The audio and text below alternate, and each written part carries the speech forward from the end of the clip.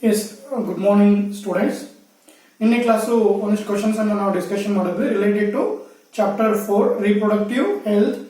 Okay, ಇವತ್ತು same ಅದೇ continue ಮಾಡ್ತಾ ಇದೀವಿ. Okay, yes, first question ಬಂದ್ಬಿಟ್ಟು ಅಂದ್ರೆ 7 ನಂಬರ್ ಕಂಟಿನ್ಯೂ ಆಗುತ್ತೆ. What is infertility and how that infertility can be controlled ಅಂತ ಕ್ವೆಶ್ಚನ್ ಇದೆ. Yes, what is infertility and how infertility is treated by ART, assisted reproductive techniques like GIFT and ICSI. ಅವರೇ direct ಆಗಿ ಈ method ಅನ್ನ ಯಾವ ತರ treat ಮಾಡಿ infertility control ಮಾಡಬಹುದು ಅಂತ ಕೇಳಿದ್ದಾರೆ. ಈಗ first what you mean by infertility? Infertility ಅಂದ್ರೆ ಏನು? ಓಕೆ, ಕನ್ನಡದಲ್ಲಿ ಬಂಜೇತನ ಅಂತ ಕರೀತೀವಿ. Yes, very simple. Inability to produce child or inability to become conceived, that is called infertility anta karithivi. Okay, yes, inability to produce, couple inability to produce child, inability to produce child or ಇನ್ನೊಂದು ಏನು ಹೇಳ್ಬೋದು ಇಲ್ಲಿ, inability to become pregnant or conceive. Okay, inability to become pregnant, inability to become pregnant. Okay, is couple inability to produce child or couple inability to become pregnant.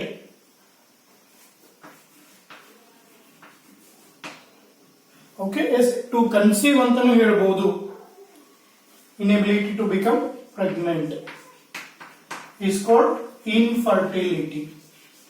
Okay, ಯಾವ ಕಪಲ್ಗೆ ಮಕ್ಕಳಾಗಲ್ಲ ಅಂತ couples ಅಲ್ಲಿರೋ ಒಂದು ಏನು defect ಅನ್ನ infertility ಅಂತ ಕರೀತೀವಿ. Inability to produce child or inability to become pregnant is called infertility. ಇದು infertility. ಎಷ್ಟು ಮಾರ್ಕ್ಸ್ ಆಯ್ತು? ಇದು 1 ಮಾರ್ಕ್ಗೆ ಬಂದ್ಬಿಡುತ್ತೆ. ಟೋಟಲ್ 5 ಮಾರ್ಕ್ ಕ್ವಶನ್ ಇದು. ಇದರಲ್ಲಿ 1 ಮಾರ್ಕ್ ಆಯ್ತು. ಇನ್ನು ನೆಕ್ಸ್ಟ್ 2 ಕೊಟ್ಟಿದ್ದಾರೆ ನೋಡ್ರಿ. ಒಂದು ಗಿಫ್ಟ್ ಕೊಟ್ಟಿದ್ದಾರೆ, ಇನ್ನೊಂದು ICSI ಅಂತ ಕೊಟ್ಟಿದ್ದಾರೆ. ಓಕೆ, ಇದಕ್ಕೆ ಗಿಫ್ಟ್ ಅಂತ ಬಂದ್ಬಿಟ್ರೆ ನಾನು ಆಲ್ರೆಡಿ ನಿನ್ನೆ ಹೇಳಿದ್ದೀನಿ, ಇದು GIFT stands for gamete intra fallopian transfer. Okay, gamete intrafallopian transfer. Okay, ಇಲ್ಲಿ ನಾವೇನ್ ಮಾಡ್ತೀವಿ ಅಂತಂದ್ರೆ ಗ್ಯಾಮೆಟ್ಸ್ ಅನ್ನ, ಸ್ಪರ್ಮ್ ಮತ್ತೆ ಎಗ್ಸ್ ಅನ್ನ ಡೋನಾರ್ ಅಥವಾ ಹಸ್ಬೆಂಡ್ ಅಥವಾ ರಿಲೇಟೆಡ್ ಮದರ್ಸ್ ಇಂದ ಕಲೆಕ್ಟ್ ಮಾಡಿಕೊಂಡು ಅದನ್ನ ಡೈರೆಕ್ಟ್ ಆಗಿ ಫೆಲ್ಲೋಪಿಯನ್ ಟ್ಯೂಬ್ ಗೆ ಟ್ರಾನ್ಸ್ಫರ್ ಮಾಡ್ತೀವಿ. Okay, that is in this method sperms and ovum. In this method the sperms and ova are collected. Okay, yes, sperms and ova are collected and are introduced into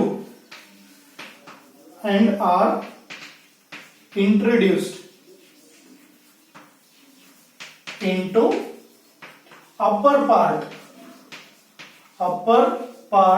of fallopian tube. Okay, upper part of fallopian tube.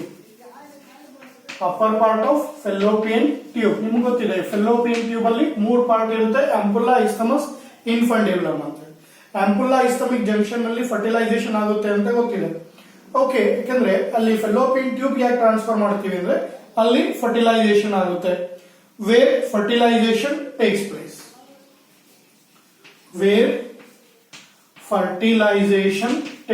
place.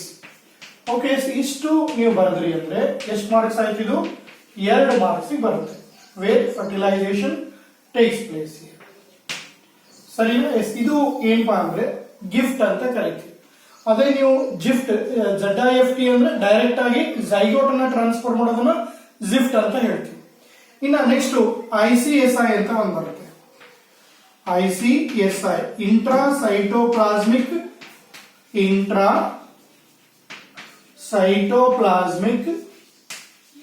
ಒಂದು ವರ್ಷ ಇದನ್ನ expand ಅಂತ ಕೇಳಿದ್ರು. ಇಂಟ್ರಾಸೈಟೋಪ್ಲಾಸ್ಮಿಕ್ sperm injection. Okay, ಯಾವ ತರ ಇಲ್ಲಿ ಹೆಸರೇ ಹೇಳುತ್ತೆ ನೋಡ್ರಿ, ಡೈರೆಕ್ಟ್ ಆಗಿ ಸ್ಪರ್ಮ್ಸ್ ಅನ್ನ ಸೈಟೋಪ್ಲಾಸಮ್, ಯಾವುದು ಎಗ್ ಸೆಲ್ ಸೈಟೋಪ್ಲಾಸಮ್ ಅಲ್ಲಿ ಇಂಜೆಕ್ಟ್ ಮಾಡೋದು, ಅದಕ್ಕೆ ಇಂಟ್ರಾಸೈಟೋಪ್ಲಾಸ್ಮಿಕ್ ಇಂಜೆಕ್ಷನ್ ಅಂತ ಕರೀತೀವಿ, sperm injection. It is another specialised procedure. It is another specialized procedure. Okay, it is another specialized procedure. Okay, yes, specialized procedure to form an embryo in the laboratory in which sperms are directly injected into the cytoplasm of egg. It is another specialized procedure to produce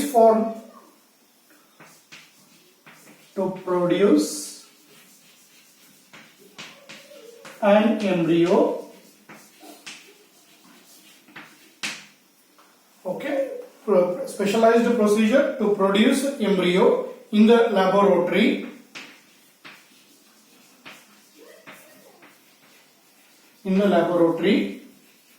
okay, yes, ಇಲ್ಲಿ ನಾವೇನ್ ಮಾಡ್ತೀವಿ, ನಾನು ಆಗ್ಲೇ ಹೇಳಿದ್ನಲ್ಲ, direct ಆಗಿ laboratory in which the sperm is directly, okay, sperm is directly injected into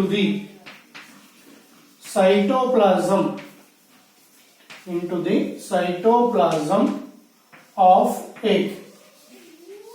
Okay, egg cell cytoplasm ಅಲ್ಲಿ direct ಆಗಿ sperm ಅನ್ನ ಇಂಜೆಕ್ಟ್ ಮಾಡೋದು, ಹೆಸರೇ ಇರುತ್ತೆ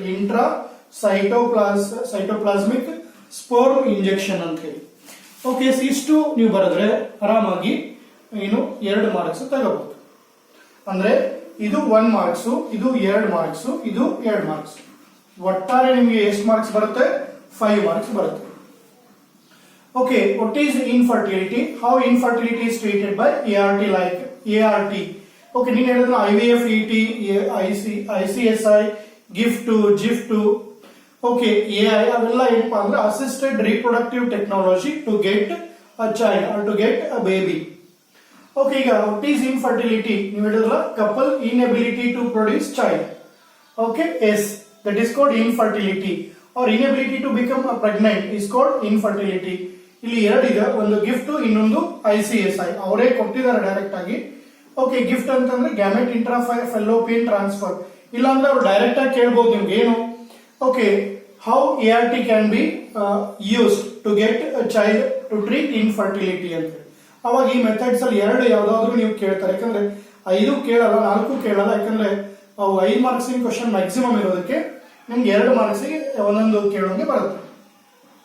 ಇಲ್ಲಿ ನಾನು ಹೆಸರು ಹೇಳಿದ ಹಾಗೆ ಗ್ಯಾಮೆಟ್ ಇಂಟ್ರಾಫೆಲ್ಲೋಪಿಯನ್ ಟ್ರಾನ್ಸ್ಫರ್ ಅಂದ್ರೆ ಗ್ಯಾಮೆಟ್ಸ್ ಅನ್ನ, ಅಂದ್ರೆ ಎಗ್ ಸ್ಪರ್ಮ್ ಅನ್ನ upper part of the fallopian tube ಗೆ ಟ್ರಾನ್ಸ್ಫರ್ ಮಾಡೋದನ್ನೇ ಗ್ಯಾಮೆಟ್ ಇಂಟ್ರಾಫೆಲ್ಲೋಪಿಯನ್ ಟ್ರಾನ್ಸ್ಫರ್.